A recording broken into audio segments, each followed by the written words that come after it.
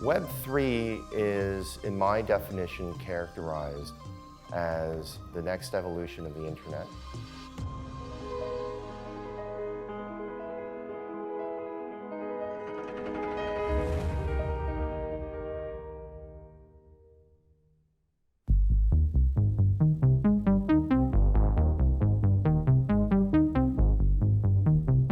The stages of the internet, there's three stages. The first stage was really about creating the opportunity for people to look at data over the internet.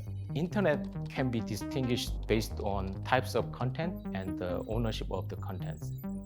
In the beginning, only developers were able to create content because the content were posted mostly on static websites.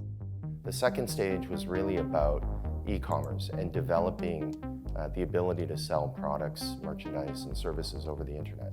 With the emergence of the broadband internet and high-speed mobile network, users now can create their own content, also post their content to social medias like Facebook or YouTube. But in 2.0, this content were owned by the companies and large IT companies, and users cannot own their own content even though they created this. The third stage is really where we are today with blockchain and crypto, or what we call Web3, which is about turning data into something more financial and into information that has value and to be able to transmit that over the internet. In Web 3.0, this ownership is changing. The owners can now actually own their own content with the technology like a blockchain. Also, they can trade their content with others in a transparent way.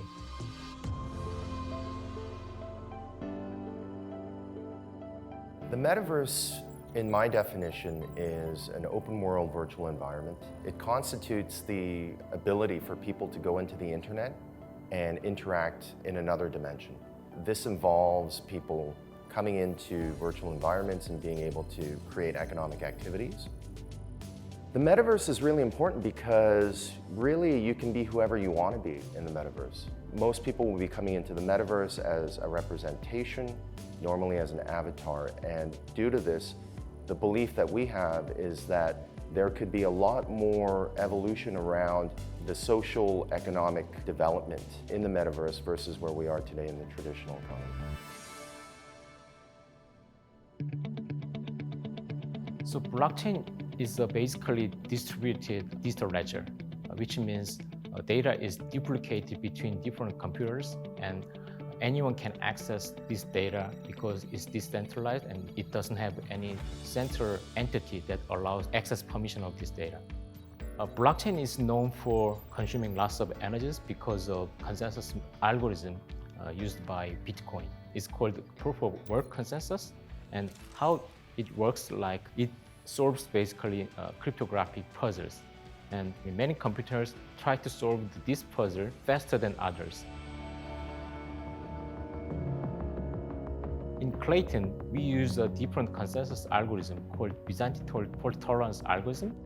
This consensus algorithm has nothing to do with cryptographic puzzle.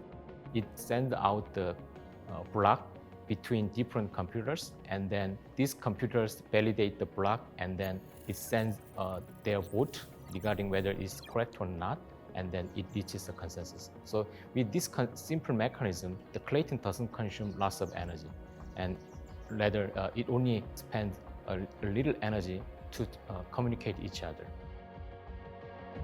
There's a lot of positive use cases that can be implemented with the Metaverse. For example, for public utility, governments could one day run national elections to ensure that they have transparency by having votes represented by possibly NFTs being confirmed over blockchains. Where we are with global GDP, in my mind, we're at a transition where global GDP won't grow much more than where we are, primarily because GDP is dependent on imports and exports. So really the opportunity is about creating a new digital economy, creating a new digital GDP over the Metaverse, and having digital transactions occur over the internet. Klaytn can help because we, again, want to be the blockchain of choice being integrated into all the important and relevant metaverses in the world.